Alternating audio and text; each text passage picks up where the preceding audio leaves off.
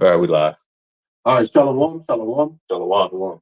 Before we get started, I want to start off by giving all honor and glory to Yahawah, BAHASHAM, Yahawashi, BAHASHAM, HAQADASH. all right, double honors to our apostles, to our elders of Great Millstone. Shalom to the elect, the ones out there who are doing this work diligently and chiefly keeping the faith, making your calling and your election sure. All right, we're going to get into the parable of Yahawashi. The title of it, I believe, the parable of Yahawashi, part 26. The rich fool, right? We're going to start with this parable over in Luke chapter 12, start at verse 16, and read through the parable, and then we're going to bring out precepts, to bring out edification. You want to that word edification, it means to build. Right? So we're going to build on top of this particular parable. So you got This is you get the song. Luke chapter 12, verse 16. This is Luke. Start right here. This is the book of Luke, chapter 12, verse 16. It says, and he spake a parable unto them, saying, now who is this he? It's Yahawashi, right? It says, the ground of a certain rich man brought forth plentifully. Verse 17, it says, and he thought within himself, saying, what shall I do? Because I have no room but to bestow my fruits. So his land brought up a bunch of fruit. And he thought of so much fruit that came from that land to the point where he had no place to put it. Right? The Lord has made him fruitful because we know that every seed don't grow. Right? Mm-hmm. It was the Lord that allowed that seed to grow.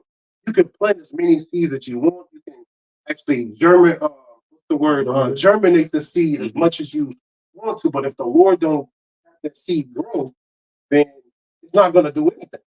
So the Lord has allowed this rich fool man to increase, to become, plentiful, right? All right, you can go ahead and read at the verse 18. Verse 18, it says, and he said, this will I do. I will pull down my barns and build greater. Right, so he's going to pull down the barns that he currently has to build greater barns. So he's thinking in his mind that what he has done, right? But they take the time to take down the barn and to build a greater one, right? Yeah. Done. It says, and there will I bestow all my fruits and my goods. So everything that he's collecting, he's building a barn that can fit the goods, right? All of the wheat that he's growing, or what type of, he's committed to husbandry, right? So he's growing fruit, he's tended to animals, he's doing things like that make you rich, because the real riches are having land, right? Having cattle, right? Having produce, things that's tangible, You got it. Because Abraham was considered rich. He had cattle, he had different substances. You know what I mean? This is Luke 12 and verse 19. It says, and I will say to my soul, thou hast much goods laid upon up for many years. Take thine ease, eat, drink, and be merry. So this rich man, this rich fool, right? He considered that he had a bunch, he had a lot, and he thought in his own mind that he can sustain himself for years, right, off of these goods. Okay, he made a new barn that could fit all of the goods he's getting from his land. He in a good case, right? He said, "What? Take thine ease." He relaxed. He stopped. He stopped working as much as he was doing. You know what I'm saying? He was going 100%, but now he's at 80%, or now he's at 70%. He's taking a load off. Okay, it says, "Eat and drink and be merry." He's happy because of his goods. You got it up. Right. It says, verse 20. It says, "But the Most High said unto him, Thou fool, this night thy soul shall be required of thee." So he didn't consider that the Lord wanted him, right? He thought he had enough goods to last him for years. But the thought of the Lord requiring his soul at this moment fleed from him, right? He was so caught up in the goods that he had. He was so caught up in the life that he had that he didn't even consider that the Lord was going to take him out. Okay? And that's what we have to do in this truth. We can't get too complacent by the goods that we have. You can't get too complacent by anything, right? Because you know the Lord can require your soul. That's why it's very important to fear the Lord, right? Because the Lord issues out death, right? He's the one that sanctions it, sanctioned death. Okay, so you can't be caught up in your riches if you got some. You can't be caught up in your woman if you got one. You can't be caught up in your children if you got some, because you don't know when the Lord is going to require your soul. All right, and before He requires your soul, did you repent?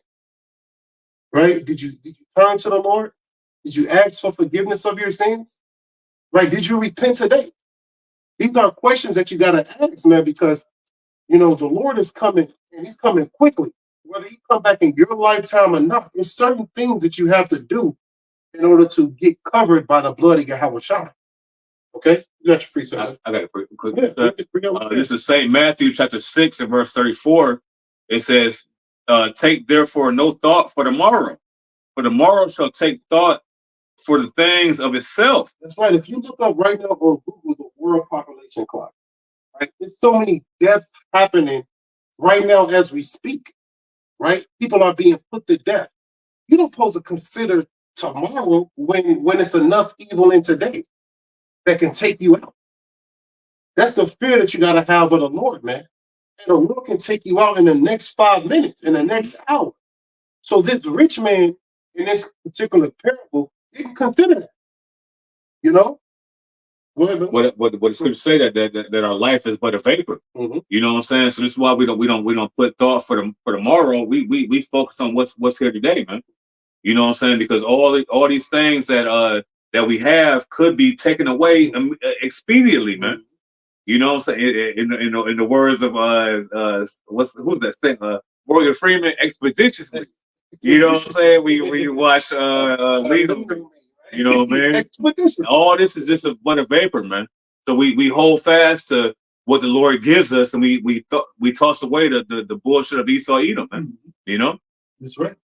You know, the rich man said, you know, I will say to my soul in verse 19 over in Luke 12, thou hast much good laid up for many years. Many years, he thinking he cool, you know?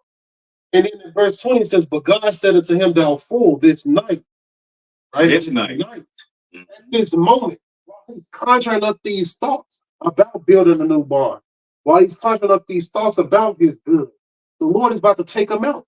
Like I was saying in a world population clock, there's people dying every moment.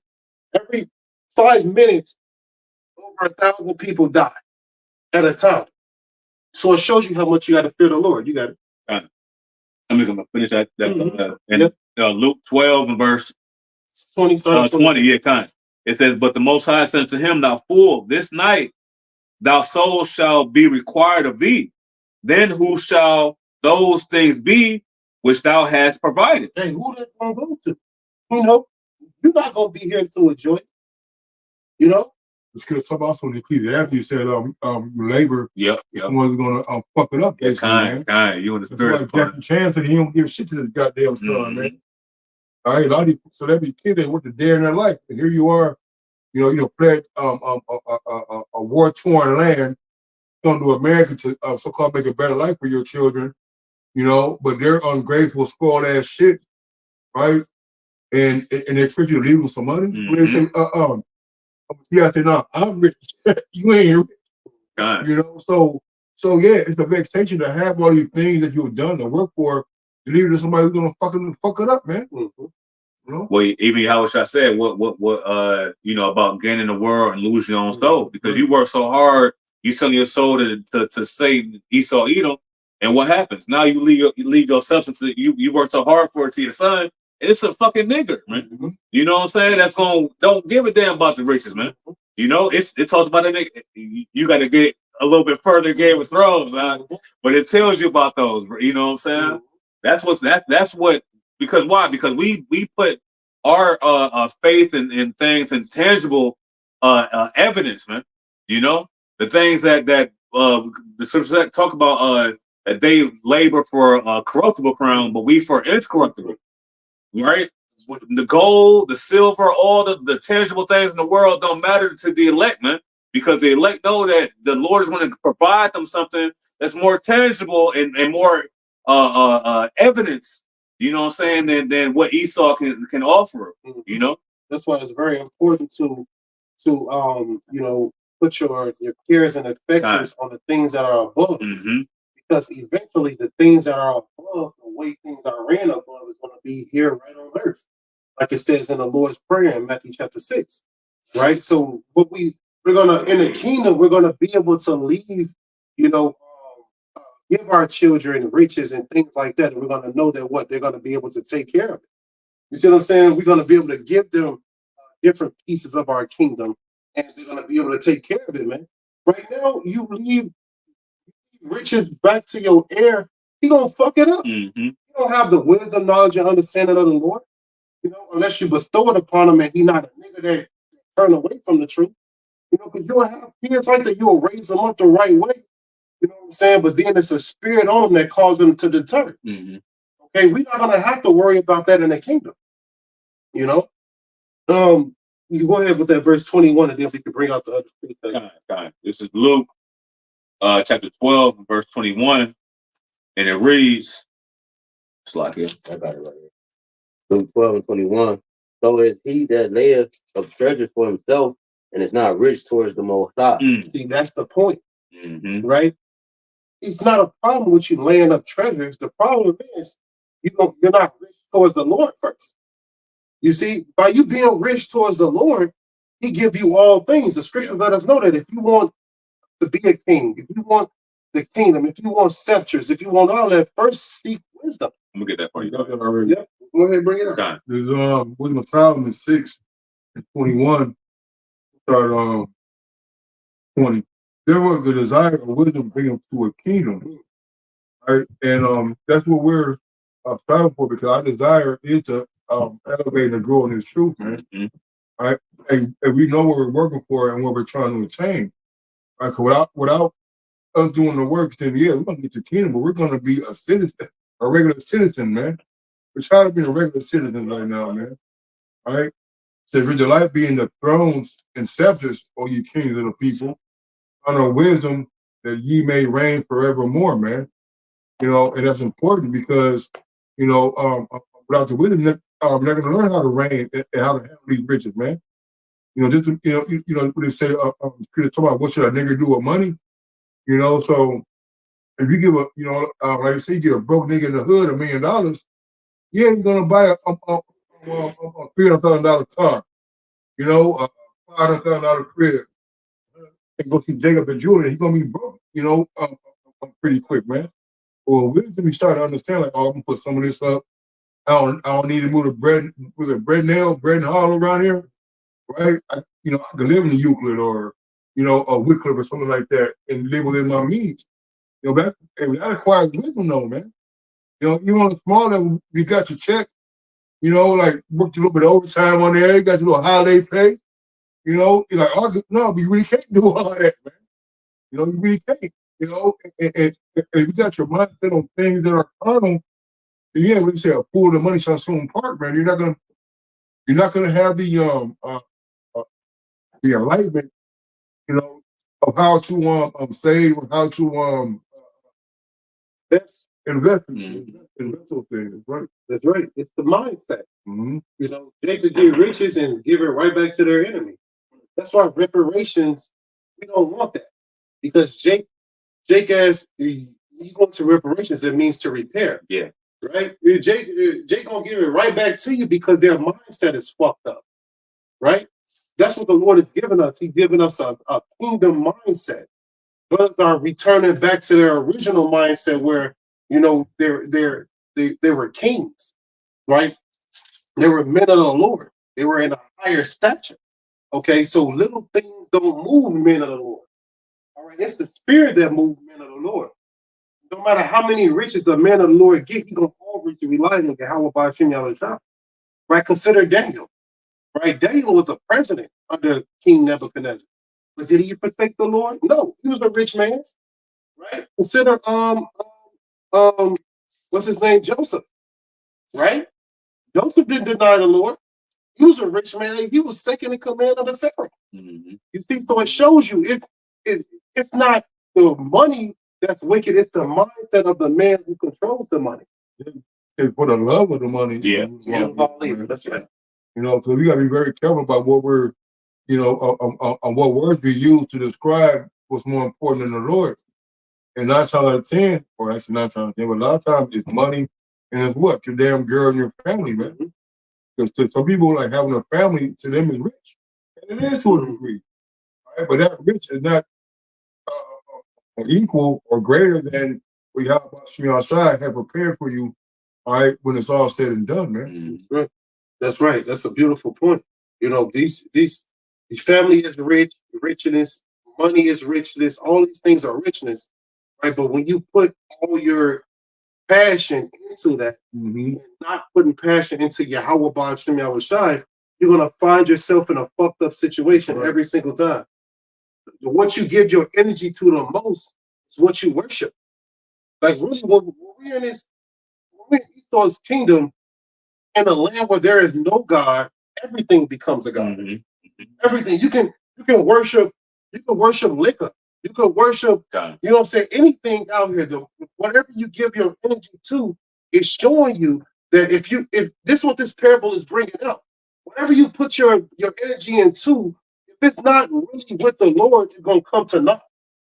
All right, it's gonna vanish. You're gonna die. You're a vapor. You're not gonna be here to live out your you know what I'm saying, live out the wealth that you have, because you're not considering the Lord. If you consider the Lord and you have the wealth, then you're in a good state. You see, that's what this parable is bringing out. This rich fool didn't consider Yahweh BAHASHAM Yahawashi, right? He thought he was good.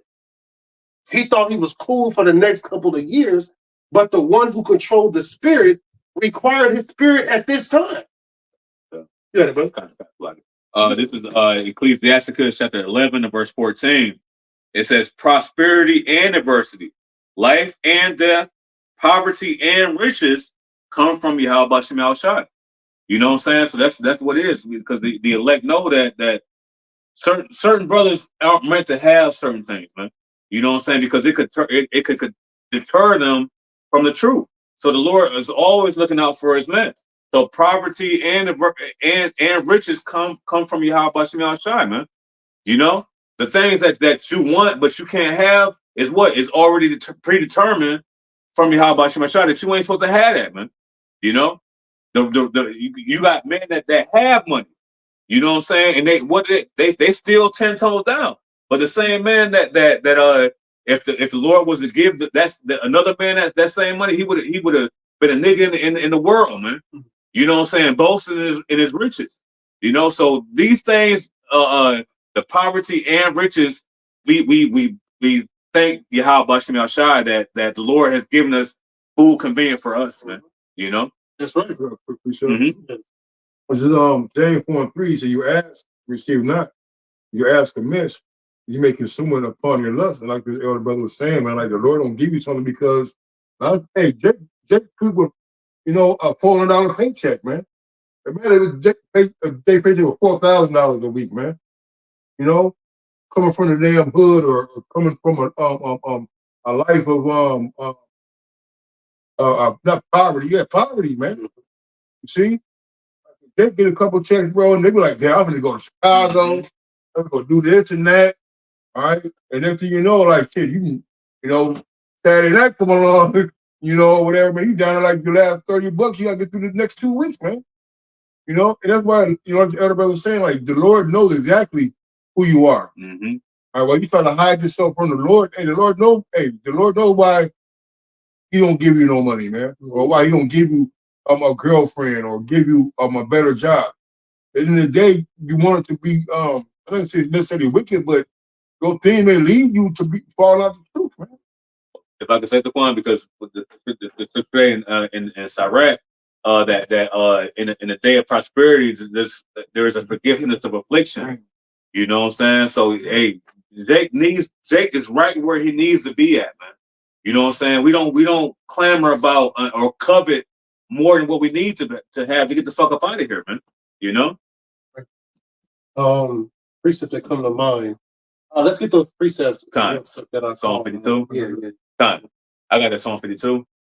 Psalm 52 and verse 7. It says, "Lo, this man, lo, this is the man that made the Most High, not his strength." That's what this is referring to, this parable that we're reading, right? About this rich fool. Okay, the scriptures, it links up. Right, go ahead, brother. "But trusted in the abundance of his riches and strengthened himself in his wickedness." That was his problem, right? See, the precepts give us understanding about what the Lord was going into with this parable. He gave his strength unto money, gave his strength unto the things that was making him feel good in that time, right? He was able to touch his riches, but he didn't consider the spirit. He didn't consider Yahawashi. And that was this rich man's problem. All right, he neglected the fact that the Lord requires the souls of men. And anytime he see fit, you see, he was thinking in his mind he was in a good case, but the Lord wanted him right then and there. Right? You see? So he wasn't going to be able to benefit from the husbandry that he did. Okay? Do you think this rich man considered that the Lord was going to kill him instantly? No, he didn't. You know? Pride is one departed from his maker. That's pride, man. Thinking that you're going to do something without the Lord's approval, man. All right? And it says, sparrows not falling out the sky if the Lord ordained it, man. You got to understand, you know, the Yahawashi got his own script already laid out and laid out already, man. All right? And, you know, and we're just following the script, whether you know it or not, man. You know? That's right. And you said the sparrow. Now, with the sparrow, what they do, a practice that they like to do, is they like to fly all the way into the air, right, high as they possibly can, and just drop down, right? And they drop down all the way to the ground. And right before they hit the ground, they'll fly right back up, right? So that's the Lord said a sparrow don't hit the ground unless the Lord sanctioned it. Sometimes in that practice, a sparrow will fly all the way up to the sky and fall all the way down and hit the ground and die. Right? That's a practice of the sparrow. So it's letting you know in that case that a sparrow don't hit the ground unless the Lord sanctioned it. Some sparrows that die in that practice, the Lord sanctioned that. Right? Some sparrows that instantly, when they fell down, they barely hit the ground and then they turn back up. That was the Lord sanctioning that sparrow to live. Okay? And that's what we see in these times. It's the Lord that gives each and every last one of us that breath to continue moving. Each time you wake up every day, that's the Lord waking you up for you to fulfill the purpose. Okay? He can take you out at any moment. You can't get too comfortable in his truth to the point where you think you good. Because at that moment you think you good, the Lord will come and take that security from you. Okay? And scriptures let us know that they shall be in a pitiful case. Right? Which is, they think that they're in security, but in that security, the Lord said he will destroy them. Okay, and that's what the Lord did to this man in this parable. He was secured. And he thought he was good in his mind. Right? He thought his goods was going to bring him what he needed to move forward through these other years. But in that security, the Lord destroyed his ass. Because he didn't put his trust in the Lord to secure him. He put his trust in his good. And you can't do that. You can't put your trust in Esau. You can't put your trust in in the things that Esau brings you. You see, because you will die. All right, you got some more on that Psalms real quick. If you finish that out and then bring your precepts out, and then you can get your precept too. I know you hold the Psalm. This is Psalms chapter 52 and verse 8. It says, "But I am like the green olive tree in the house of the Most High. I trust in the mercy of the Most High forever and ever." A green olive tree spreads. If you know anything about an olive tree, the branches spread the furthest. Okay? The olive tree is spreads. All right, and it starts from the seed, right? And it grows. And the thing about the olive seed is, first, before it grows the bark on the outside, it gotta grow deep.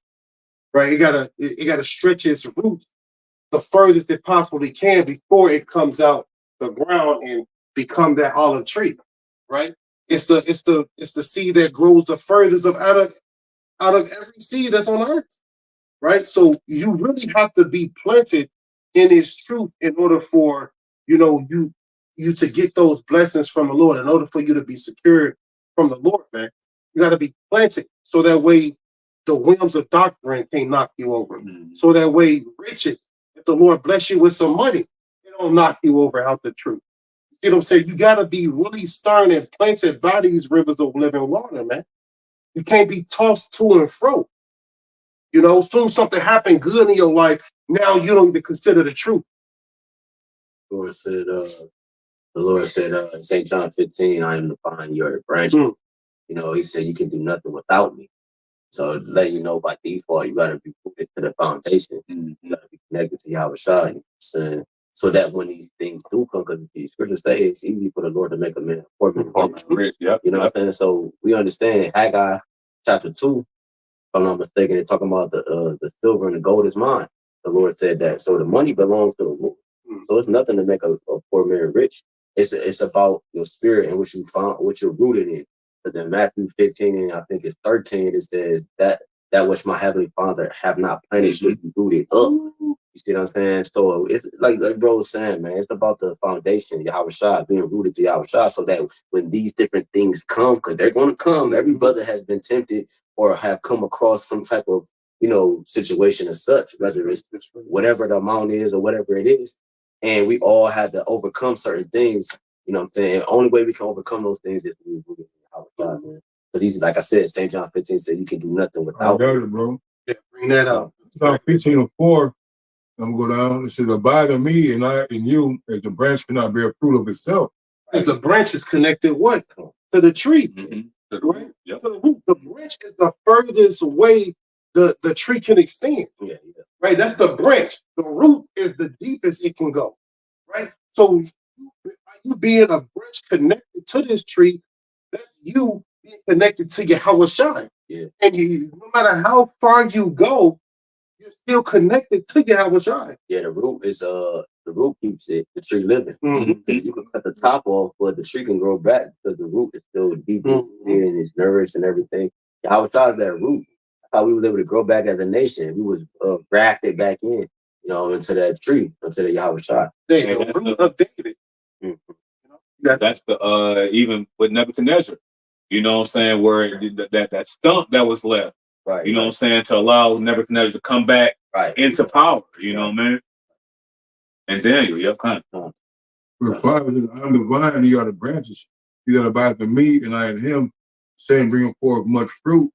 Without me, you can do nothing." You can do nothing. Nothing.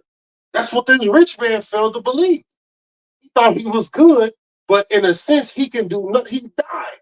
He went back to the Shemayim. Because guess what? He was full of his pride. He considered Yahawashi. Those who consider Yahawashi, you can do everything. Right? You can tell the mountain to fall if you have enough faith. Right? Because your faith determines your power level. Okay? If you believe you can do it, you can, man. If you believe through the spirit and power of Yahawashi, you can do something. Guess what? You can, man.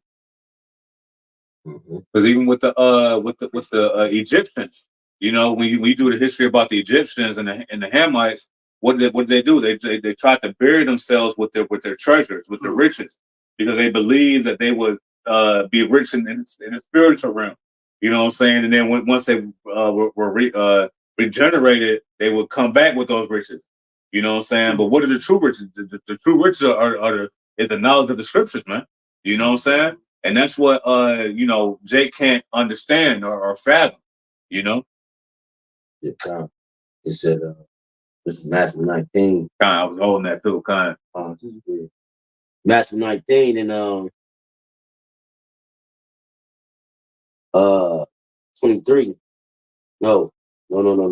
Matthew 19 and because we all know the account. This is dealing with the rich young man who kept the law, statutes, commandments, and he tried to come to the Lord and say he was perfect, but the Lord had to test him.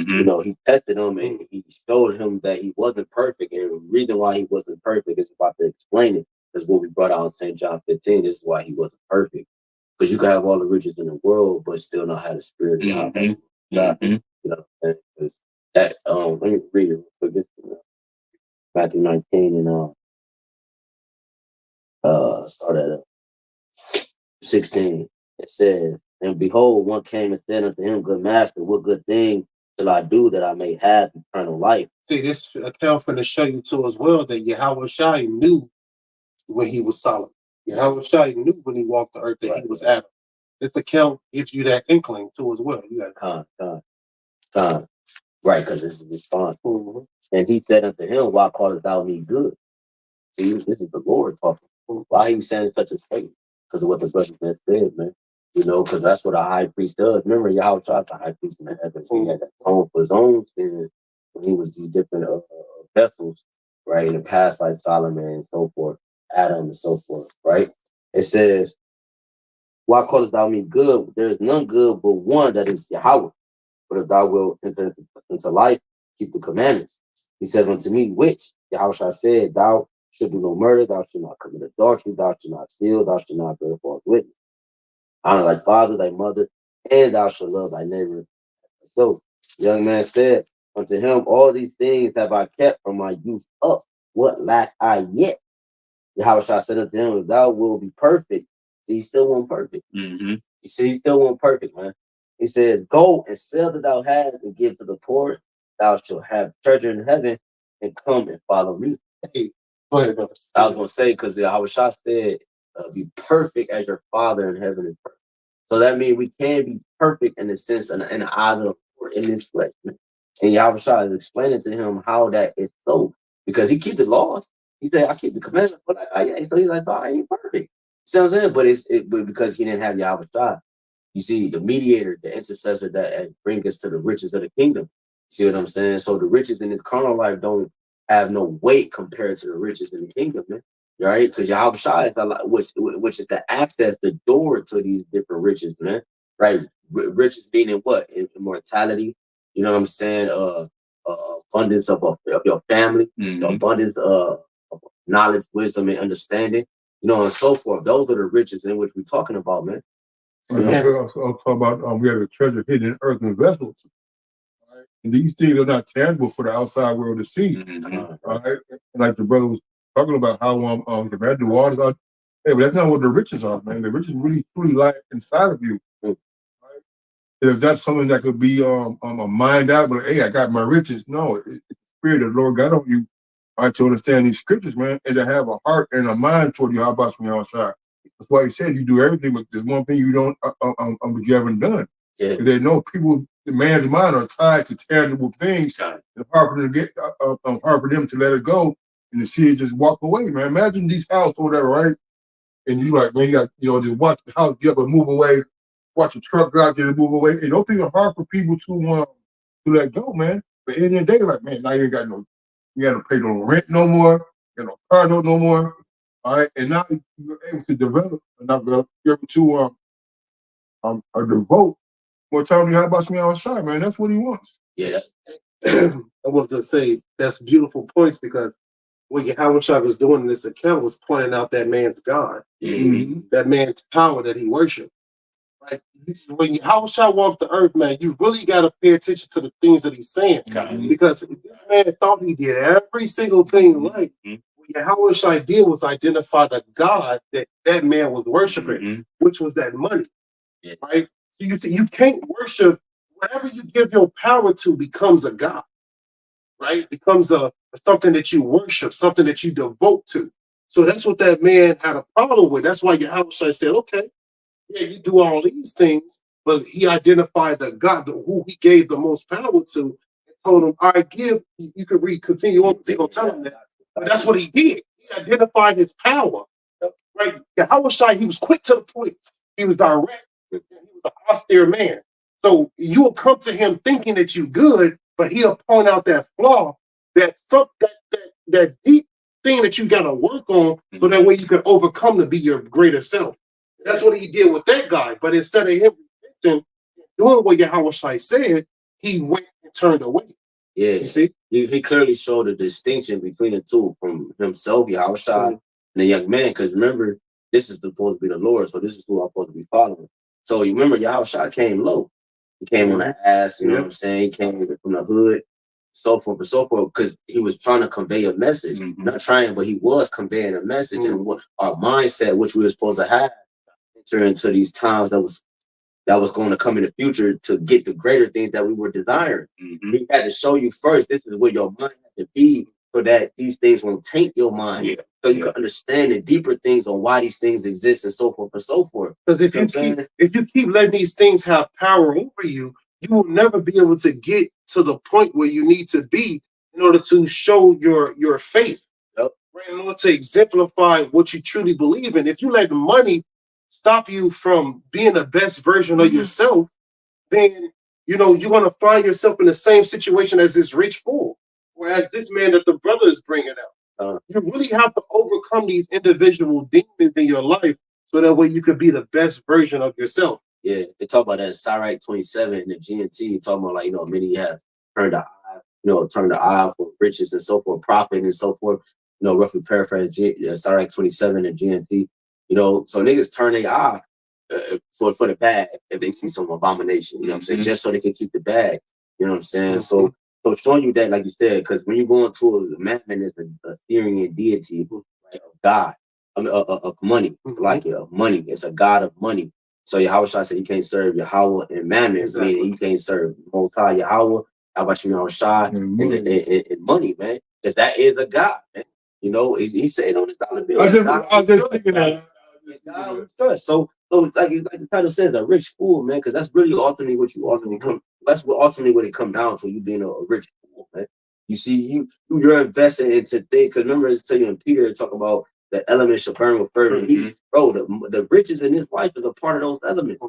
So if you are tying yourself to these different elements, man, that means you're tying yourself to death. Yes. You're tying yourself to things contrary to Yahawashi, man. And that's what Yahawashi was trying to explain. Man, look, you're still not perfect. He said, look, we'll bring it back. If I can say, because even in the Apostle Paul, he let us know in Romans 11 about the depths of the riches of what? The understanding of the judgments of the Heavenly Father, man. Yeah. You know what I'm saying? How to escape the bullshit, you know what I'm saying? All the things that don't mean a damn thing. You know what I mean? What the will of the Lord is, because when you go into Antiochus, when he was 2 Maccabees 7 and 16, when he was naming the 7 sons and so forth, and one of the sons was on the 4th, 5th son or so, he was like, bro, it's in verse 16, he said, yeah, you could do it. He said, you do what you will, you are corruptible. So doing what you will make you corruptible. He said, well, I don't think the Lord is forsaken the Most High. The point is that the reason why I brought that up is because of what you just said, bro. You know what I'm saying? It's about understanding the will of the Lord. But you outside of that, you're doing what you want to do in a sense, right? Quotation, which makes you corruptible. You see what I'm saying? That makes you a fool. But when you fall in the line, how about you, Yahawashi, everything prospers. He said, St. John, Matthew 19, continuing in verse 21, Yahawashi said unto him, if thou wilt be perfect, go and sell that thou hast and give to the poor. Because remember, he said that because he said he used it. He was attached to it. That's why he said sell all you have, because he knew the man was attached to it. You know what I'm saying? So he was right doing this and that. Just like the Lord pointed out with the churches, right? They was doing certain things right? It was only one church that was doing everything perfectly, right? Exactly. With this man here, he was doing this right, he was doing this right, he was doing this right, but it was one more attachment that he had on him that prevented him from being a man of the Lord. Beautiful. And that's because that's what the chapter will finish out with. That's why I'm gonna try to breeze through it. Because what I just said, man, that's why Yahawashi said what he said after this. That's why he explained this. But with your point, no, because that lets you know that there's certain levels to this truth. You know what I'm saying? You can let go of certain things, you know what I'm saying? But until you let go of all things, and the Lord ain't gonna be really dealing with you like that. You know what I'm saying? He said, you humble yourself and be one of these children, man. All right, and that's a big deal because we got these celebrities, all right, who actually agree with what we're saying. Got it. Guess what? Are they gonna come out there in the Cleveland cold and come out there on the weekend and teach, man? Are they gonna come to the brother crib and labor and break bread for 2 hours before the lesson starts? God. You know? They gonna give up their riches, or they gonna give up their comfort of their home?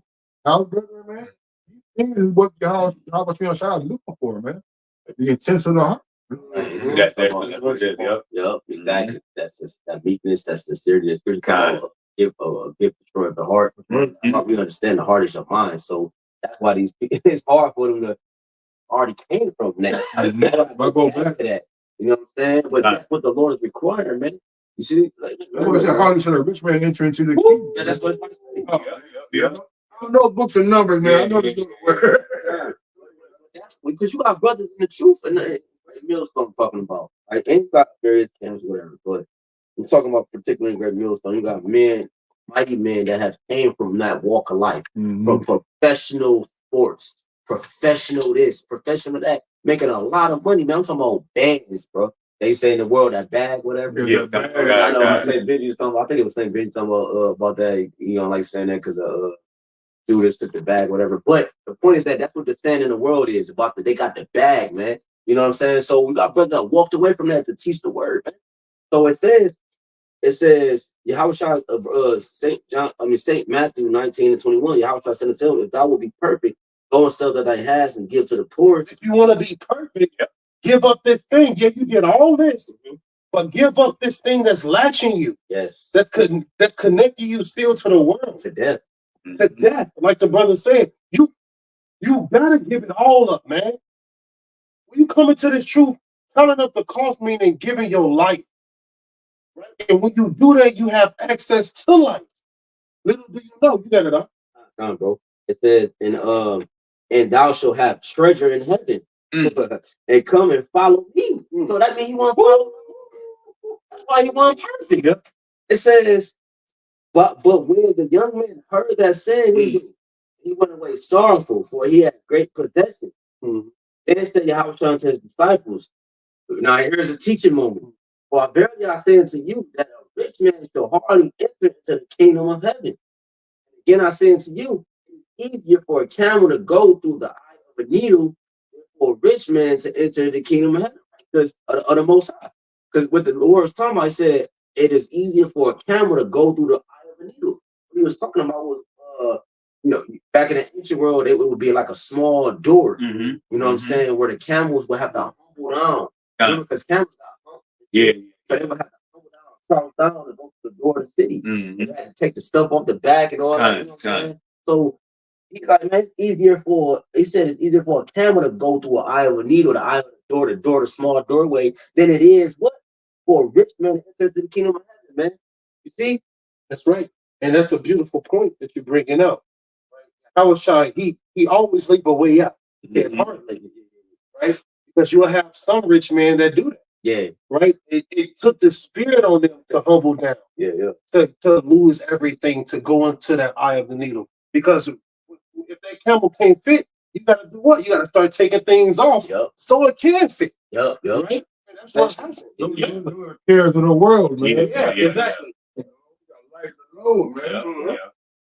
So entering at the straight gate, man. Straight gate, you can't take all that stuff with you, man. That's right. You know? That's right. Baggage that'll wear you down, man. Yep. And if you let that wear you down, ultimately you're not part of the elect. See, that's what we're doing. We're speaking to those who have ears to hear. If you have ears to hear, man, let it go. Yeah. Okay, because you don't want to be this rich fool that cares about the things of this world when it's not gonna bring you any salvation. That's why. Yeah. You have respect into the things that she was leaving behind. Right? When you think about the point you made, damn, it slipped my mind. It's so bad. And what you say, bro? What you just say? Well, you gotta let it go. The baggage. Pretty much, if anything that's out there that's hindering you from being perfect, hindering you from being a true follower of Yahawashi, you gotta let it go, man. You know, that was pretty much the moral of what I was talking about because of that camel that you was referring to and bringing out. That camel, it couldn't go into that eye of the needle unless it took off baggage. Yeah. It took off stuff. Like I've been shot because was a second Ezra. Slip my mind again. That shit is crazy. Yeah, that's one of the bodies. God damn. It says, and again I say unto you, it is easier for a camel to go through the eye of a needle than for a rich man to enter into the kingdom of the Most High. When his disciples heard it, they were exceedingly amazed. And who then can be saved? But Yahawashi beheld them and said unto them, with men this is impossible, but with the Yahweh all things are possible. That's it. It's the spirit. The spirit of the Lord gotta be on you, man. The spirit of the Lord gotta be on you to make things possible. For the elect to endure to the end, the spirit of the Lord gotta be on them until the end. You see, because these things, the hour of temptation is coming, right? That MOTB. Listen, man, that's gonna be a great temptation that come upon all flesh. And the only way you can overcome that temptation is if the spirit is upon you. Yeah. Right? You won't fall susceptible, just like this rich man, if the spirit, if the tawah, the spiritual mark of exemption, is not on you, man. Okay, that's why you gotta constantly pray, constantly fear the Lord, and ask, right, to be a part of the elect. Now we already know, it was already determined who the elect are gonna be from the foundations of the earth. That's why it's our job to what? Give diligence to make our calling and our election sure. Right? Put in the work, right? Let things go to show that you're part of the elect. That's why the scripture says, then they shall know who are my chosen. Because after you went through the hour of temptation, after you went through the temptations and any endeavor that came upon your life, you overcame that and you were gold. Yeah. You were made gold. Yeah. He that endured to the end. The same shall be said. You know, that's all that what you just explained. Because it ain't really just gonna catch it at the end, bro. We going through it now. It's a build up into a greater a testing, if you will, that hour of temptation. Like bro was talking about, because how about Shmi said in Isaiah 2, and he said they're gonna cast their gold and their silver into the street. Why? You know what I'm saying? Because they ain't gonna be able to save you. They're gonna be able to buy your way into salvation, man. Since the spiritual riches in which we're collecting and storing up into heaven, man. Alms and charity, you know, teaching and prophesying and preaching. So like, no, you good, bro. And that's what Yahawashi said in Revelation, the 2nd chapter, about, you know, saying about that he was gonna keep us from the hour of temptation. You know what I'm saying? So the things that we're doing right now, you know what I'm saying, neglecting the worldly riches in order to gain the spiritual riches, the Lord gonna allow us to overcome, you know what I'm saying, the hour of temptation. Right. You know? It's a dead end. Like, why would I see the sign that say a dead end? Why would I keep God driving, yeah, that road, at 100 miles an hour? You know, yeah. God. But finishing out, it says, when his disciples heard, they was exceedingly amazed, saying, who can be saved? Yahawashi beheld them and said unto them, which with men this is impossible, with the Most High all things are possible.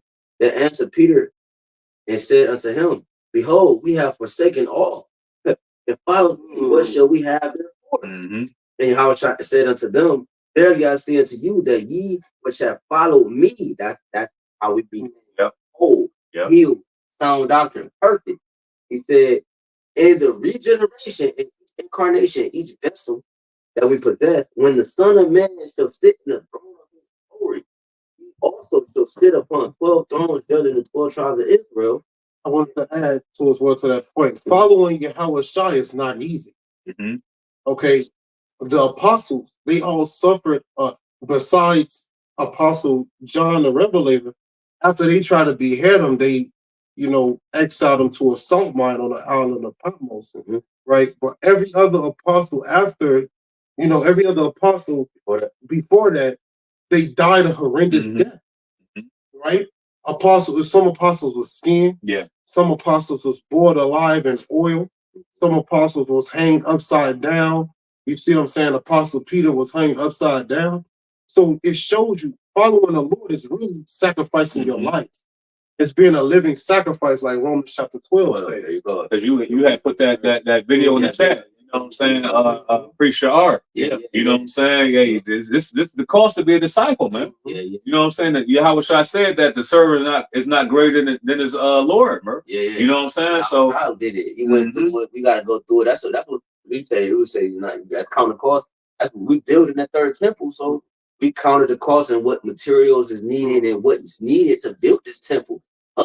We're the sacrifice, you know what I'm saying? Yahawashi did it. we doing it to the elect. It's doing what Yahawashi did, Hebrews 2. And it says, when everyone that have forsaken houses, see, these are possessions, man. This is what makes a man, you know, man a man. It's possessed. You know, that's outside of the, you know, the character and all that. It says, everyone that have forsaken houses or brethren or sisters or father or mother or wife or children or lands, man. And wife, what? The scripture says in the Apocrypha that a wife is he that beginneth a wife, beginneth a possession. You know what I'm saying? So we forsake all that, man. You know what I'm saying? For the promises of YAHWAH, man. That's right. Because we believe those things, you know? He told Ezekiel, you better not weep. What is Ezekiel? He said, you better not weep. You know what I'm saying? Yeah, we don't do it for nothing. Yeah. We believe that the Lord will give it to us 100-fold. That's what I'm about to say. That's what I'm about to say. Yep. He said, or lands for my name's sake shall receive 100-fold, shall inherit everlasting life. Everlasting. What did Peter say? He said that we know that you have the words to everlasting life, man. You know what I'm saying? So we follow the Lamb words with us wherever we go. He told us what we need to be doing. Yeah. You know, he told us what we had to forsake in order to gain. You know what I'm saying? More. We're about to have a unlimited. Scriptures say, "I have not seen, ears have not heard." Bro, we haven't never seen some of the things, but you think we seen everything, bro? You looking at all the elements and different stuff, bro. Listen, the Lord got things prepared for us that we ain't never seen. In terms, just think about grass alone. Grass, true color of grass, we have never seen. We ain't never seen the true richness of the color of green that grass possesses. I'm talking about a small increment, bro. How much more, you know, gold and body and mind and so forth, bro. You know what I'm saying? So, like, bro, the Lord said we're gonna get 100-fold. This ain't, bro, just trying to get the he said receive the consolation. Yep. I don't give a fuck about none of this, bro. Bro, don't give a fuck about none of this, bro. Bro, we about to get shit we ain't never seen, bro. Talking about we ain't never seen it. Yeah. I give you the desires of your heart, bro. The desires of our heart, man. See, that's the thing in hot, man. That's the thing, man. You know what I'm saying? Like, you really understand that you're making an investment, right? If you go into Esau's word of finance, those who buy when everybody is scared, right? They get a better benefit versus buying when everybody's buying. Yep. Right? This is the time right now to buy. That's it. Right? So that way, in the end, right, you don't get that increase. Yep. It's just like the stocks. You buy low and sell high. Yep. So right now, what we're going to do is utilize the spirit of YAHWAH to grow now. Right? And then in the end, that wisdom, that knowledge, and understanding will be our stability. Not the riches of this world. Not the bullshit that Esau want to offer us, man. You really have to zone in and hone in on giving it all for YAHWAH. So in return, he give you your life. Yeah, the Quran you read, Wisdom Solomon 6, that wisdom bringing forth a kingdom. Yeah, bro, that wisdom bringing forth the kingdom. The kingdom surpasses all this kingdom. The kingdom YAHWAH surpasses the kingdoms that happen on the earth. So what's bringing that forward? The wisdom, bro. Not the riches that we obtain on this side. It's the wisdom that's bringing that kingdom forward. The reason why the kingdom is coming at its expedited rate is because the wisdom that's bestowed upon his men on the earth and bringing forth that vibration, which is bringing Lord closer to them. The more you get close to being still and to being still, that's Yahawashi closer interest to coming into this place. So the wisdom is which bringing forth the kingdom of heaven. And what that means, the kingdom of heaven, we understand that forever. It's never going to be taken out of this place once it's established ever. So we understand that these are the riches which we're being stored, which you're storing up, man. Not in this earthly vessel, bro. Right. This comes to an end, man. Because fiat currency, if you look throughout the generations, every nation that set up a fiat currency failed. There was over 400 nations that set up a fiat currency and they failed. What makes you think America not going to fail? You see, we don't want fiat currency. Okay, we don't give a fuck about that. We want the real riches. Okay, we don't want a note that you put in place to say you got an X amount of gold. We don't want we want the gold. Yeah. And the people. Yeah, we want the people. We want the go. We want. That's what we want, man. So in order to obtain these things, we know that we gotta let things go. Yeah. We gotta let it go to receive. Yeah. Everybody wants to get paid, but nobody want to go to work, man. All right. And we're here to go to work so we can get paid. The Lord said we can get the God and labor of love that we had, the labor of love and work we had toward his name, man. So we're gonna get rewarded. You know, and that's a positive attitude that we gotta maintain and have. Yeah, we're not doing this for nothing, man. I said, well, I'm not wanting to be at the air, man. Yeah, that's right. And we ain't shadow boxing, man. We knocking niggas out. That's right. We the spirit of Yahawashi, man. We defending the gospel. We're making our body a living sacrifice. And we're doing the best we can to live a life that's pleasing to Yahawashi. And doing that, you're gonna have times where they're gonna test your faith, man. Right? But it's gonna be during those times where you're gonna show the Lord, like, look, I can do all things through you, man. Right? It's the spirit of the Lord that sustains us to even have us here doing these lessons like this, man. Right? Because one of the elders, Elder Yahawashi, when he came out and visited one time, but we never had nothing that was our own. Like not many of us. I don't know a brother that had a house built from the ground up, specifically designed for them. I don't know many brothers got a brand new cars off the lot with 0 miles on it, man, from the shop. We go to the restaurants, we eat out of fucking cups and dishes that somebody already had, sitting in chairs that a woman had her menstrual cycle on, man. We're looking for kindness, man, that freshness. Everything to be fresh, man. Fresh air, fresh grass. As brother said, man, we don't even know what grass is, man. You go to the beach, you walk on that sand, and it cuts your goddamn feet, man. It stink. Yeah, it stink. Order to us. That's right. We don't know what really, even when we was kings in the ancient world, man, like it's like they don't compare it to the kingdom what the Lord has in store for, like, because everything is limited in this way. The world has lost its beauty, its strength, its beauty, man. As time went on, because you had different rulers, time and chance happening to them all, so you had different rulers. And they put their emphasis on certain things. Okay, I want this done in my kingdom, whatever. He started doing it like now, and he destroyed the whole earth. So he never really got to really see what the Lord entailed for the earth to uphold, bro. And that's what's coming to the earth. You see, when Israel is back on top, bro, righteousness in the name of Yahawashi, the essence is going to actually express itself on the earth. It's going to allow the colors to fully reach its potential. It's going to allow the air to reach it. The water, talking about the water being crystal clear. It's going to allow everything to reach its potential, man. You see what I'm saying? So that you a damn fool and taking anything that you don't have to offer in this fucking life, man. None of it is going to last, bro. It's all coming to an end because it's attached to him. You said your ball, fool. And if I could say that even the Apostle John, he said, behold, all things have become new. You know what I'm saying? Everything's going to be refreshed. Everything's going to have a fresh start, beginning with us. The Lord willing, we are part of that number. You know what I'm saying? But that's what it is. You know what I mean? He said, I told it all done. This shit is shit. That's right. Boo boo. Can I get a precept about saying it's murder, man? God, no, this is St. Matthew 16 and verse 24.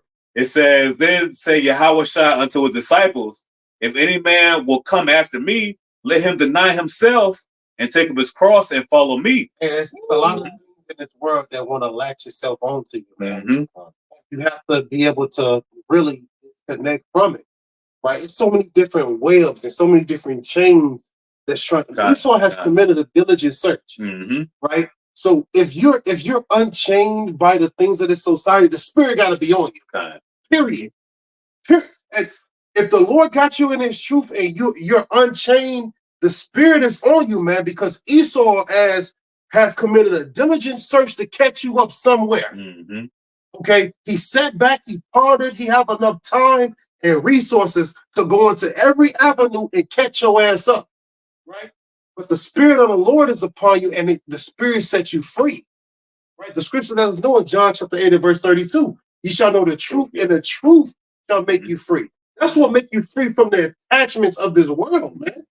All right, you have to grab onto the truth and detach from the chains of this world. The property is not your rest. Yeah. It's on the outer part, man. All right, and it's a spiritual. We say spiritual, but it's a mental thing also, man. If you got to, that we can't be on so caught up with the pride of life what Esau has got going on to distract you from the real mission. And the real mission is what? To serve the Most High with all your heart, man. No, and two, that that's brothers going into. You know what I'm saying? What does Esau do? He'll put Jake in front of you with big ass iced out chains, throwing money at hoes. You know what I'm saying? Buying expensive bottles. All that's the riches of this world, man. But we're looking for something more than that, man. Get the thing with real riches, man. We're a little older than most of the brothers in the camp. And we come up, man, stitching got stitches, man. So now, like, you got these guys out here posting up with all this money, damn, all they do is tell somebody, But the thing is that Esau makes everything look good when it's actually a death style, man. Yes. As a client, if I could say, I'm snitching. Oh, I'm snitching. Hey, anybody's going to get see how much of a shot, I'm telling on them niggas, man. You know what I'm saying? I'm holding with you. I'm going to this last precept out. It says, verse 25, Matthew 16 and verse 25. It says, for whosoever will save his life shall lose it. And whosoever will lose his life for my sake shall find it. So it's a time and place for everything. There it is. Yep. Right? So right now it's the time to lose your life so that way you can gain it. Right? Losing the thing that you are attached to in this world. Okay? So that way you can gain BAHASHAM Yahawashi. All right, you have to detach. There's no other way around it. You got to come through the straight gate so that way riches is not keeping you from the kingdom. Women are not keeping you from the kingdom. Your children are not keeping you from the kingdom. Yourself is not keeping you from the kingdom. You really got to detach, man. Yeah, he said, and now you read 24, right? Got it. If any man will come after me, himself and take up his cross. So yeah, that, bro, you gotta remember, man. Shot. 44. If you taking up a cross, man, that means it's a form of crucifixion. Like it's a form of being punished for whatever crime that was placed upon your head. You know what I'm saying? So meaning that you're coming to an end, if you will. You know what I'm saying? So that means that that don't mean that I have anything that I'm attached, because remember, Yahawashi just said, if any man will come after me, let him deny himself and take up his cross. That means if I'm taking up a cross, that means I'm trying to put my words right. If I'm taking up a cross, that means that I have you're bearing your burden. Yeah, you bear your burden, but like I'm trying to get to the point of basically this isn't my mind, but if I have a cross, because remember when you in the Roman during the Roman, that was the Romans way of so if I have a cross, that means I have what in their eyes I committed a crime, I committed whatever according to the so-called constitution that they set up during that time. So if I have a cross, you know what I'm saying? So the Lord said, bro, you got to carry your cross. You see, so if I have a cross, that means that I'm against, you see what I'm saying, the system that's set up before me, man.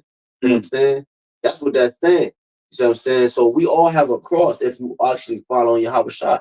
And it's also talking about living out your life. Right. Exactly. That also represents your life. Exactly. What you have to go through. Whatever in this life that the Lord put in your will that you have to go through, that's your life. You got to bear it.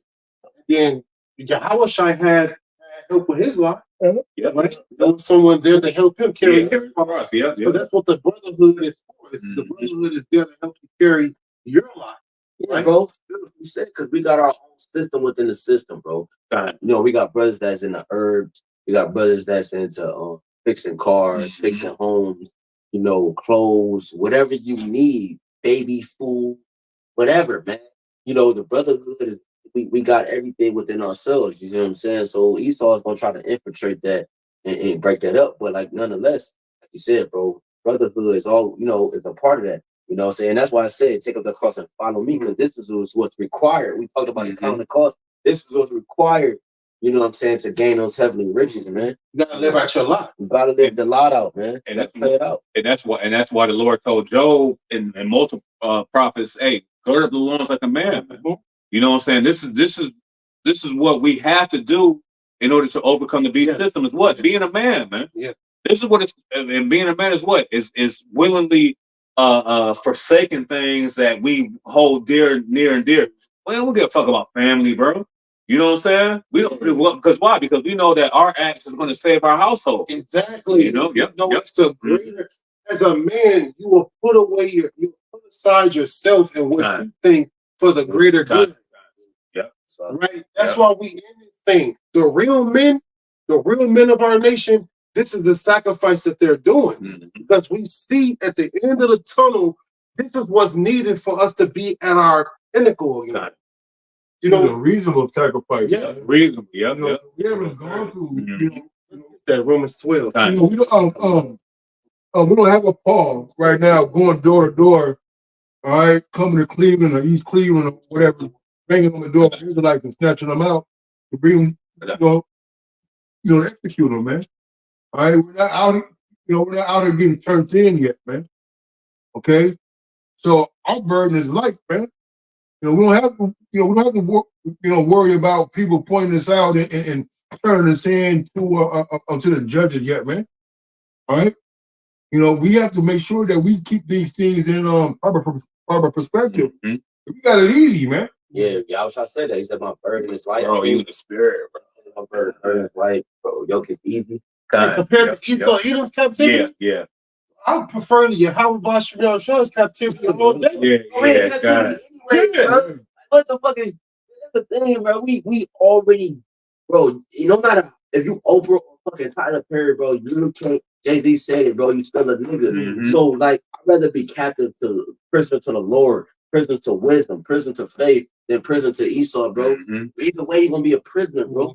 Either way, choose you this day who you want to serve. That's how the Lord made us. You're gonna serve somebody. If you don't serve the Lord, you're gonna serve other nations. That's how it was with Jacob. The Lord developed us and created us as a peculiar group of people. All right, you're gonna serve somebody. If you don't serve them, the person you're not gonna serve gonna fuck you up, man. Yeah. All right. If you don't serve Esau and abide by his standards, man, your ass gonna be fucked up, man. You're gonna get a boot on your goddamn car. You're gonna get your fucking license. You'll pay your high ass taxes. If you don't do it, you're gonna go to jail, man. Yeah. All right. Don't show up for court. Man. Because like I asked, because the Lord set that person up over you. Romans 13. In Baruch chapter 3, yesterday, like captivity. No, I think it's 2 about when he talking about the bones of our fathers. It was between those chapters. Yahawashi said, he said, because we didn't serve the king of Babylon, he moved our bones of our fathers and so forth. Man. So the Lord set these individuals up for whatever, for the lessons that he was trying to show us, the guidance in which he was trying to give us as a parent. Any parent would, man. This is the Lord's method. Just like we all are parents, we teach how we teach in our home or our children. Like, look, man, do this, don't do this. You know what I'm saying? This is the Lord's method and how he's teaching. How you get down. Yeah, how to deal. It just so happened he's the king of kings. So it requires what? Unalive and different things of such, you know? And at one point in time, we did too. In the kitchen world, like certain things took place. We were a child or whatever. But the point taken is that this is the way the Lord want to teach the lesson. You see what I'm saying? And Jake got a problem with that, man. How the Lord want to teach this lesson. How he want to show us the proper way, man. Like, you know what I'm saying? This guy, he do, man, no, this is the way the Lord doing it, man. Well, it's going to say that the captive's hasteneth, what's that? Captain's hasten to be loose. You know what I'm saying? This is because why? Because we're yet this day in captivity, man. You know what I'm saying? So what the elect understand the true riches of what's going on, man. Yeah, we preach liberty to the captive. Yep. There it is. Kind. I got that Romans 12. Got it up. Kind. Romans 12 verse 1, it says, I beseech you, therefore, brethren, by the mercies of the Most High, that you present your bodies as a living sacrifice, holy, acceptable unto the Most High, which is a reasonable service. So you're not going out sacrificing bullock or all those different things, right? The sacrificial lambs.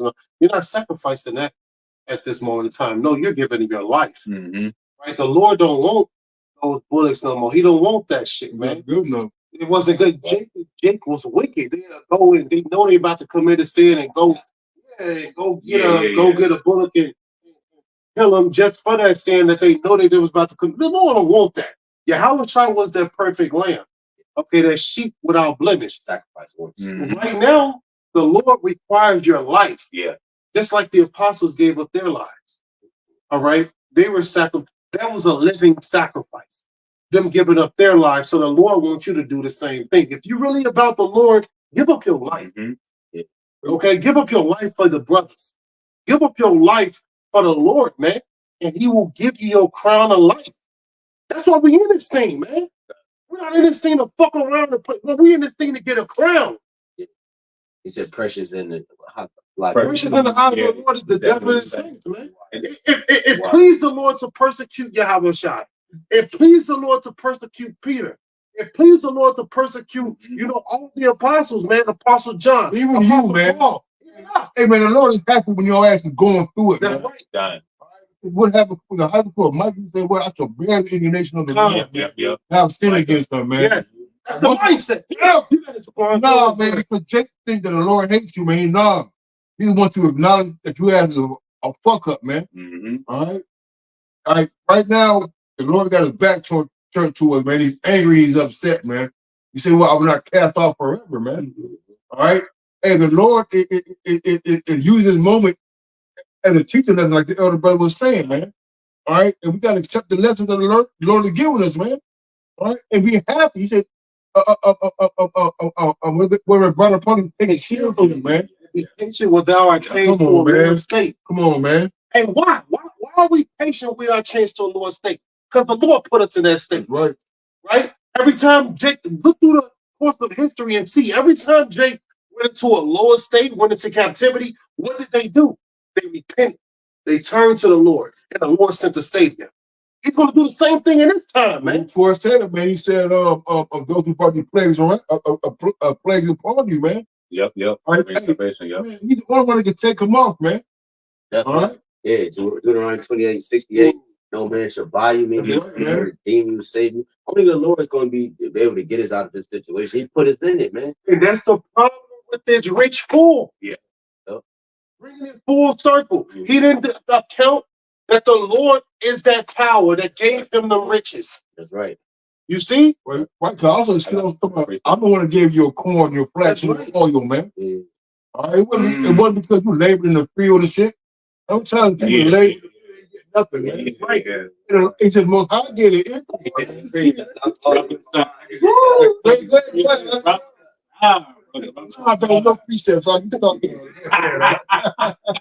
This is Revelation 3:17. It says, because thou sayest, I am rich and increase with goods and have need of nothing. And knowest not that thou art rich. Because when you increase with riches, bro, it gives a sense of peace.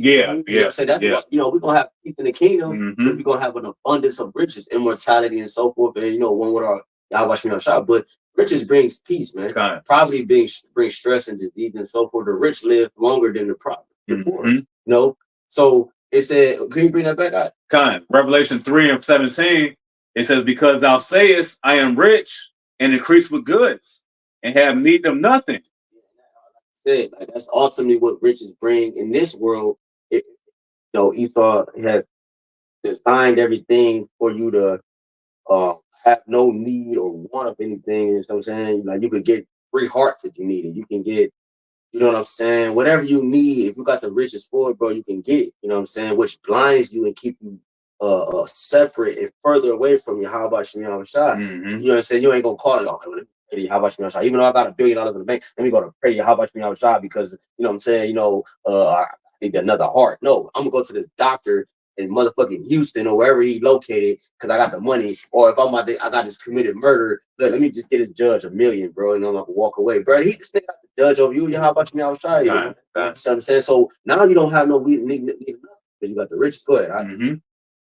Revelation 3:17, because thou sayest, I am rich and increase with goods and have need of nothing, and knowest not that thou art wretched and miserable and poor and blind and naked. It say like can you get that real quick? What's on the 3 and I think it's 10 and 11. If I'm not mistaken. Because it goes perfect what you just read right there. Written Psalm 3 and verse 10, it says, but the ungodly shall be punished according to their own imaginations, which having neglected the righteous and forsaken the Lord. Y'all reading that verse? For whoso despises wisdom and nurture, he is miserable. So ultimately, you know what I'm saying, the end result is misery, man. You know, It's more than that too. Yeah, go ahead. Kind of. It says, for whoso despises wisdom and nurture, he is miserable, and the hope is vain. And yeah, the hope is vain. You know what I'm saying? Because remember, like we said earlier, man, these things has an end to it, bro. Literally everything y'all have, if y'all been investing your 401ks, your vacations, whatever you got, man, all this has an end to it, bro. What we're talking about is something that has no end. The riches that we're talking about has no end, man. And it's gonna be, is what's so crazy about it. It's gonna be somewhat similar to the riches that you trying to partake in right now. What I mean by that, the earthly element, the gold, the silver, the land. You see what I'm saying? People doing that now on a carnal level without Yahawashi. That's the issue. You see what I'm saying? So they're miserable because they're despising the nurture on how to get the true riches, which is also attached to immortality. See, there's having end. That's the rich. That's the rich. To be able to live forever and enjoy the riches that you have acquired. That's the real wealth. Yeah, because ultimately they all trying to attain it anyways. With the RAWCHAA, the multiple heart, the tiny technology, the RFID. That's what that's about. Immortality. You're trying to attain a form of living forever. They're trying to get their blessing back. Yeah, you know what I'm saying. You know, I'm gonna finish this up. HAQADASH. Wisdom of Solomon 3 and verse 11, it says, for whoso despises wisdom and nurture, he is miserable, and their hope is vain. Their labor is unfruitful, and their works unprofitable. Woo! Yeah, because that's ultimately what it comes down to. Because you don't got wisdom. Yep. The breath of Yahawashi, the breath of the Almighty, as you say. So anything else, if you don't have the breath of the Almighty, everything else is void, vain, and it doesn't matter. Without breath, you can't breathe. Yep. You can't live, man. Yeah. So we're not living unless you got Yahawashi breathing into you, man. Riches, man. Hey, one thing about rich people, they don't worry about no goddamn money, man. Like they got to say, and when they tell them the meme, one hamburger $5.89, you got one at $5.87. Hey, it's the poor man mentality, man. You know, they say you got to ask the price, you can't afford it, man. Yeah. You know, do you think Floyd and the Rothschilds actually going around asking for prices, man? You know, people give them things, man. All right, and a real rich person is going to be giving gifts, man. Hey, our gates going to be open continually, man. All right, the best of their best, man. Yeah. Why? Now you in school? Out of school. Now you made me think about Tyrek. Oh, go ahead. You know what I'm saying about riches proper? Not, I mean, Slacky. Was it so? You know what I'm talking about? In the day of prosperity. Reflection. Yeah, kind. You know what I'm saying? Kind. That's what the elder was quoting in the scriptures, man. You know, you rich, but you don't think about it. You know what I'm saying? Like, what or what? You know what I'm saying? About property, you know. What are you talking about? Yeah. You know. Why don't you have gold on your hamburger? I mean, come on, guys. I got a quick right. You got to finish that Romans 12. Kind. This is Romans 12 and verse 2. It says, you finish one. Oh, you finished verse 1? Yeah, kind. You finished verse 1. Let's get to Romans 12 and the NLT verse 2. Just to bring out what they say. Then we can get some closing precepts and then we'll wrap it up. Romans 12 and verse, I'm gonna start at verse 1. You know what I'm saying, in the NLT. It says, and so, dear brothers and sisters, I plead with you to give your bodies to Most High because of all He has done for you. Let them be a living and holy sacrifice, the kind He will find acceptable. Yeah, because it say the scripture talk about how, you know, ain't shit, man. You know what I'm saying? We deserve death. You know what I'm saying? Like about, you know, all the things we committed, you know what I'm saying, in different various vessels on the earth, man. The earth has a lot of blood shed on it. And a lot of brothers partook. Yeah. Shit. Yeah. You know what I'm saying? So we don't really deserve what's coming for us, bro. It's by the mercies of Yahawashi that these things exist. But these things that what the brothers reading right now is how we are part of how we're obtaining these things outside of Yahawashi's sacrifice. This is an extension on how we also are obtaining these things too, man. Because we also have to partake in we have to play our part too. You know, get the blood off our hands, clean ourselves up and stuff. But this is how we're made joint heirs. Yes, that's it. With the Yahawashi. He said that's right. You got to sacrifice just like Yahawashi sacrificed. It said it behooved him to be made like his brother. Yep. Hebrews 2. So it's the same things Yahawashi did. The elect are doing the same things in their lot, respective lot, right? In their portion. But Romans 12 and verse continuing on in the NLT in verse 1, it says, "Let them be a living and a holy sacrifice, the kind he will find acceptable. This is truly the way to worship him." Say that in Sirach.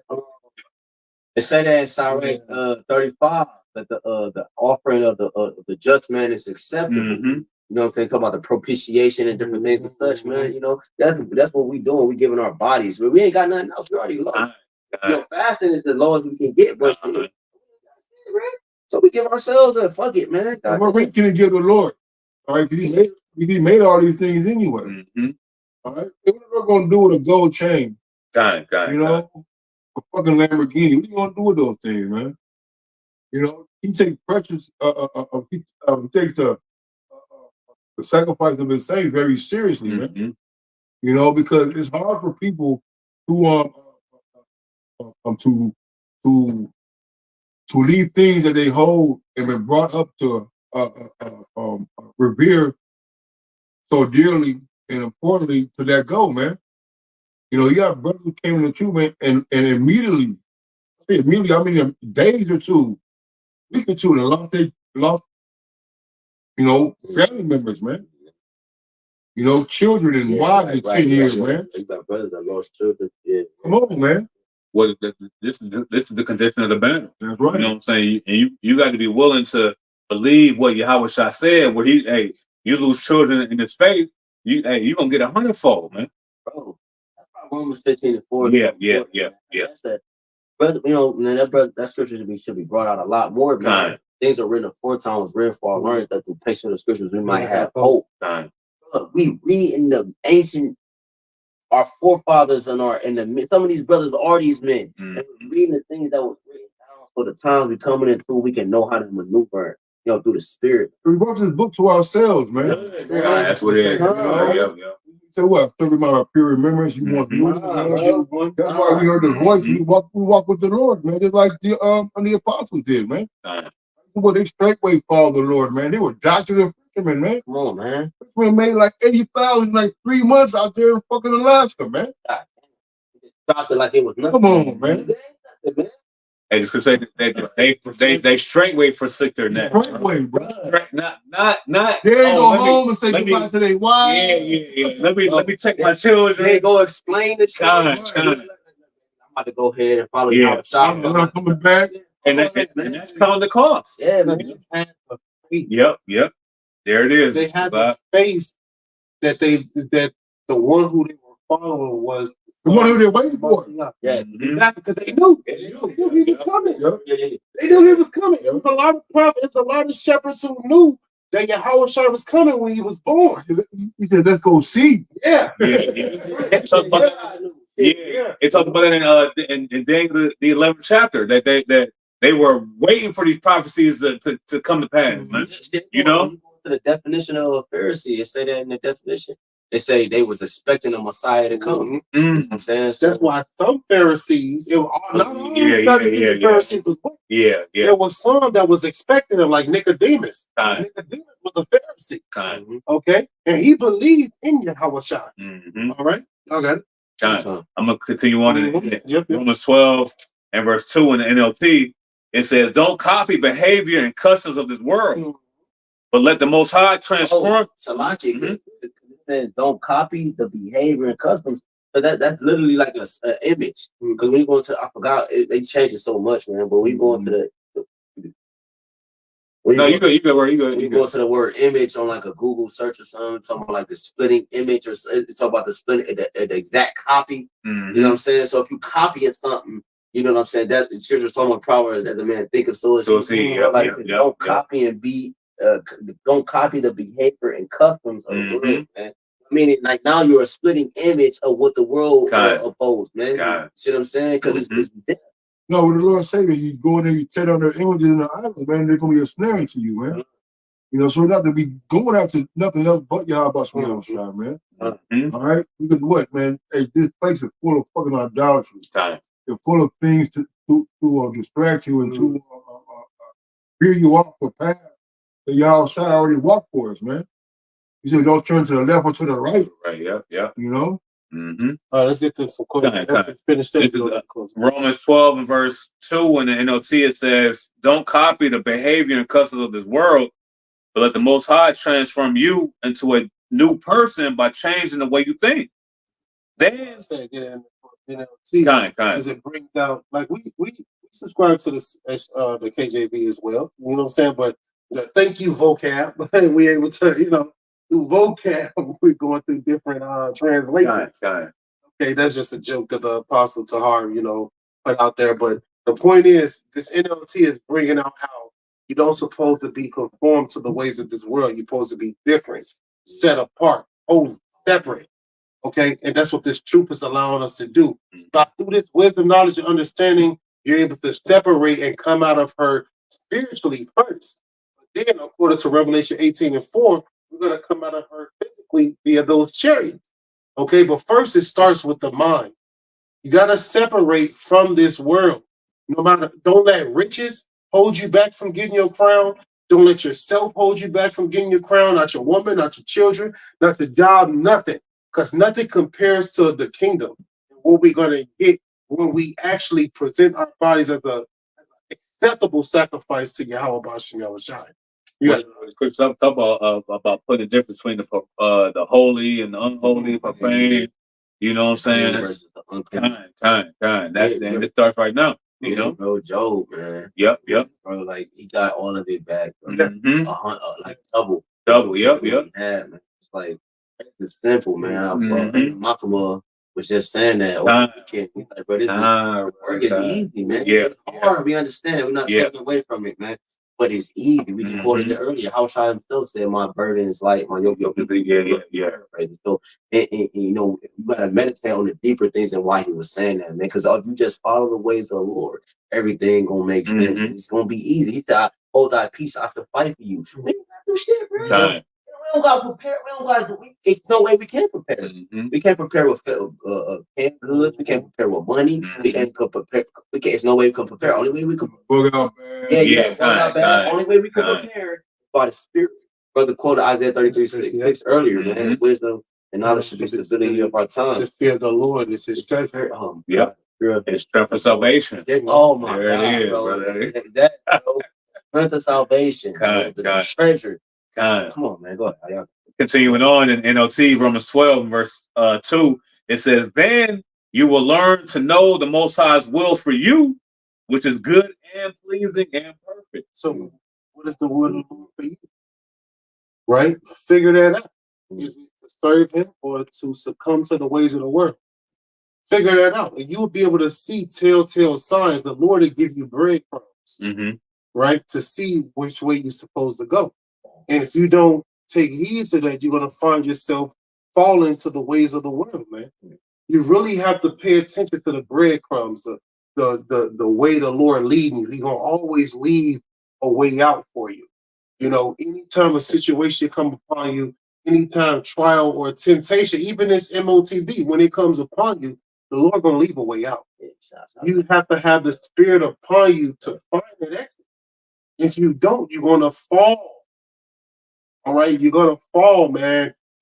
Esau has won in that time. If you fall, if you stop fighting and stop swinging, you're dead. Esau won. So do you want him to win? Or do you want to fight and you want him to lose? You know, it's up in your mind. What do you want? Will you fulfill the will of the Lord and succeed? Or will you fulfill the will of the Lord and fall? Either way it goes, it's the will of the Lord. Well, it's going to say that he that wandered by the way of understanding shall remain in time for dead. You know what I'm saying? So what is the understanding these scriptures? I got a quick precept, and this is my last one.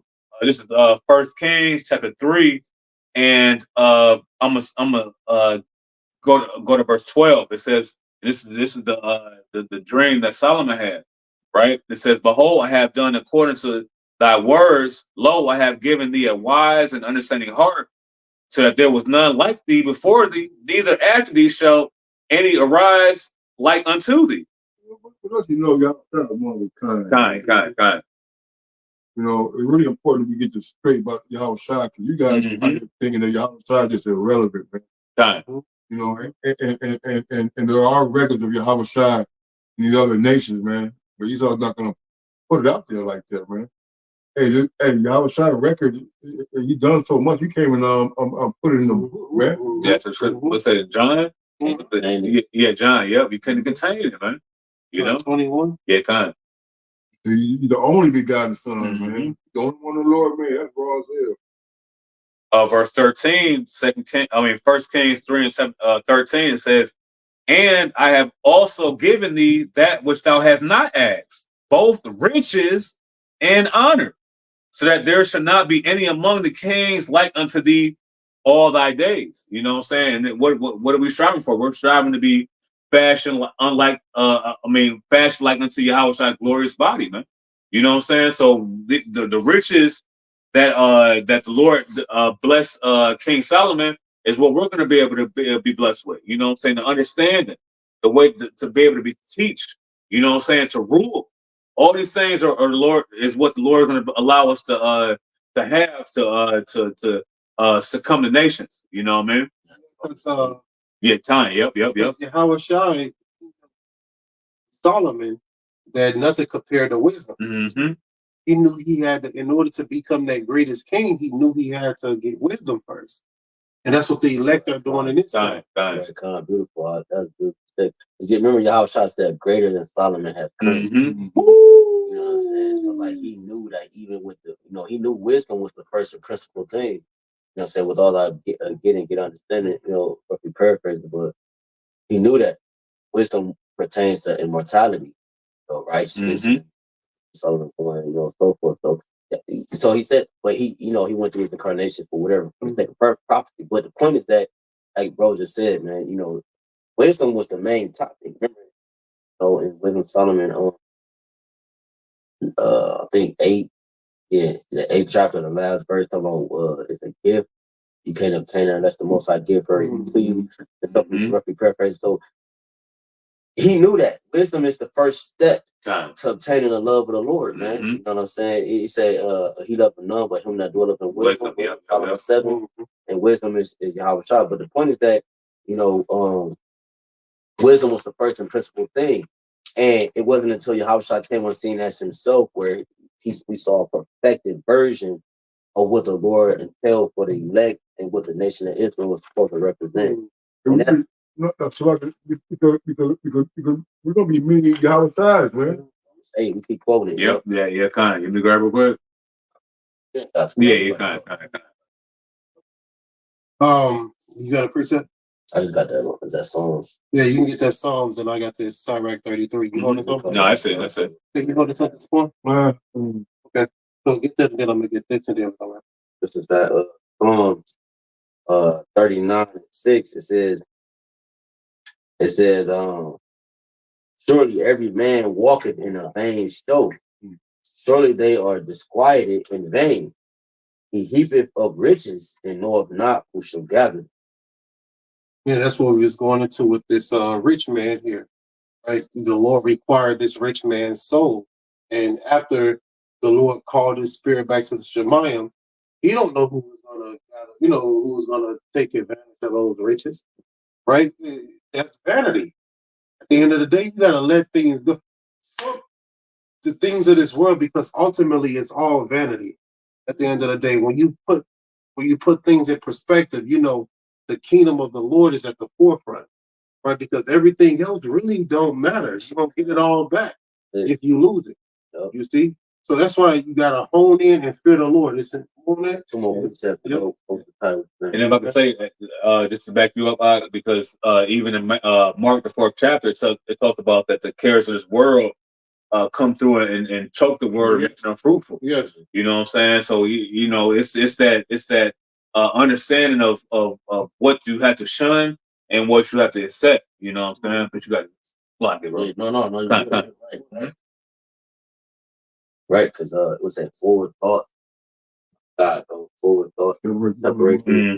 This is Psalms 39 and continuing in verse 7. And now, Lord, what for? Question mark. My hope in thee. Deliver me from all my transgressions. Make me not the reproach of the foolish. Hey, that's the reproach of the foolish. Reproach of the foolish. What they do is the foolish trust in the ways of Egypt. All right. Hey, the Lord told us Egypt ain't gonna save you, man. It happened with the Babylonians. Right? Jacob ran into the Egyptians thinking they was gonna save them from the Babylonians, and look what happened. They didn't. The Egyptians couldn't. Right? Because it was ordained from the Lord for us to go into that captivity. Right? So it's the same thing. Don't trust in the ways of Egypt. Don't trust in your own ways. Trust in Yahawashi. And really that trust is fear. All right? Once you fear the Lord, it's going to develop that trust in the Lord. Because you know that the Lord heals, the Lord makes alive, the Lord wounds, the Lord heals. So by you fearing the Lord, you know that if anything come upon you, it was sanctioned by the Lord. So you're going to go in with a different paradigm, a different mindset. Okay? Now, to say that the fear of the Lord is the beginning of wisdom, bro. Yeah. Knowledge. Yep. Direct 19. Direct 19. You always just call that. This is the precept I'm in wrapping up. Okay. This is Sirach chapter 33 and verse 1. It says, there shall no evil happen unto him that feareth the Lord, but in temptation, even again, he will deliver him. Okay, so this is the wrapping precept we're going to use to wrap it up. So the scriptures let us know right here, no, N-O, there shall no evil happen unto him that feareth the Lord. So you have to put it in your mind that the Lord got you. You have to have it. You have to be fully persuaded in your mind that the Lord will protect you from all evil.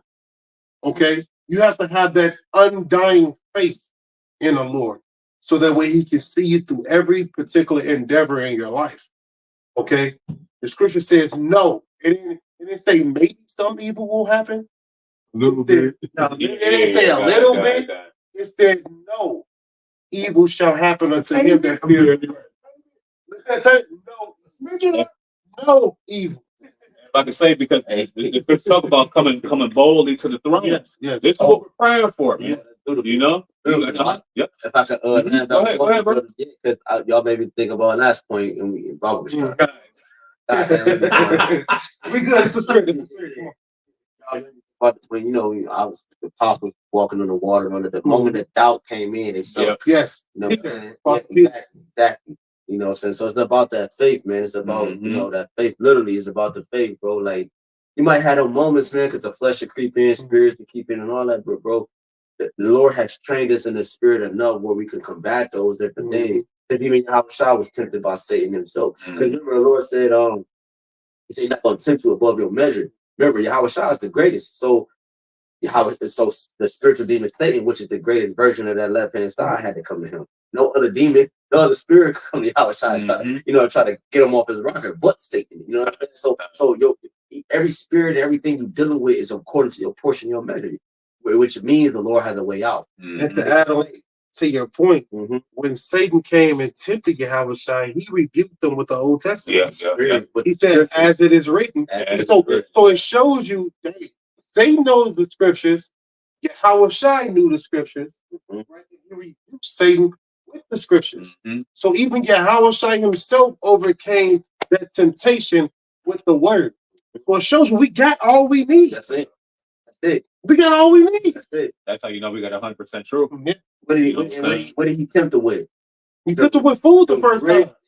Exactly. The first time, because he was what? He was fasting. Right. So Satan will come to you with something that you need immediately. Exactly. The water. Because what I was harping on, that was needed. Because you know what I'm saying. He did. And also, he tempted them with riches, man. The riches of this world. He also tempted him for him to actually give up his life. He said, cast yourself down. And the angels, Satan was quoting the scriptures, man. As it is written, As it is written. Psalm 91. Yeah. And he was reciting the Old Testament to Yahawashi. So these demons are no too. But it's your job to have the spirit on you to overcome these demons with his word. They're trying to trip you up with this word, right? But you have to overcome through the spirit. You gotta know that the Lord got you. You gotta have that mindset. Utilize the word against these demons, you're gonna triumph. And be willing to give up certain things. Yeah, because you know, you could be a rich fool without, you don't have to necessarily be with finance. Yeah. You could be a rich fool in doctrine and so forth, man. You know what I'm saying? Yeah. Right. I'm saying on the left hand side, because Esau Edom, right on the bill, it says, "In God we trust." So Esau Edom named his son, I believe, Eliphaz, which means "my God is fine gold." Right. So he shows you really what do you mean by he said, "In God we trust." So his God made him rich. You're right, bro. You see, on this side, Esau Edom rich right now. But guess what? That power is not going to give him eternal life. And that's the difference. What is a rich man to a person that's going to live forever? So drop with bucket, drop. Yeah, drop that phone from the bucket. What is to eternity, man? Exactly. What is a rich? You got all these riches, but you're going to die. But you're next to a man that's poor now, but he lived forever. Yep. It don't matter. Yeah. That's why it's strange to know. Yeah. Poor man getting beamed up. Oh, I'm rich. Why ain't I going? Yeah. And they said it too, that the wicked, Yep. they're in. Yes, come. Here's the Psalm 33 says, "It wasn't until I went to the sanctuary of the Most High, then I understood their end." Yes. When you rooted in Yahawashi, understand all this shit. Yeah. Talk about Job. It's been a paper, a bit, so far. Right, man, it's all an illusion, man. It's all an illusion. It's a simulation for us to be the perfect kings and priests that the Lord intended us to be, man. It's all a simulation, man. How you gonna get sucked into the simulation, man? It's fake, man. How you gonna get sucked into the simulation? That's a lesson. How you say? Are you tight? Well, how are you getting sucked into the simulation, bro? This is the BBL society, man. You know what I'm saying? Fake titties, all type of shit, bro. How are you getting sucked into the simulation, bro? God. Damn, Like Matrix with the woman in the red dress. Yes. You talk, yeah. Bro. At the end of the day, when the lights go off, the simulation stops. Exactly. So how can you get sucked into it? And that woman in the red dress could represent anything. Yeah. You don't necessarily gotta be a woman. It could be money. It could be anything. Power. Anything that could trap you up, man. So don't get distracted. You can wrap up the dash. Come, man. So, man, that was it, right, brother? Lord willing, that's fine, man. Lord willing, everything. The point was made. We like to give all honor, glory, infinite praise, and worship to YAHAWAH, BAHASHAM, YAHAWASHI, BAHASHAM, HAQADASH. Double honors to our apostle, elders, and bishops, great millstone, peace and salutation to the hopeful elect, 144,000, a large multitude of men, women, and children of the Lord. Have mercy on these perilous times. Perilous meaning dangerous that we're currently living in. Right? Lord willing, is edifying until next time. Shalom. Shalom. Shalom.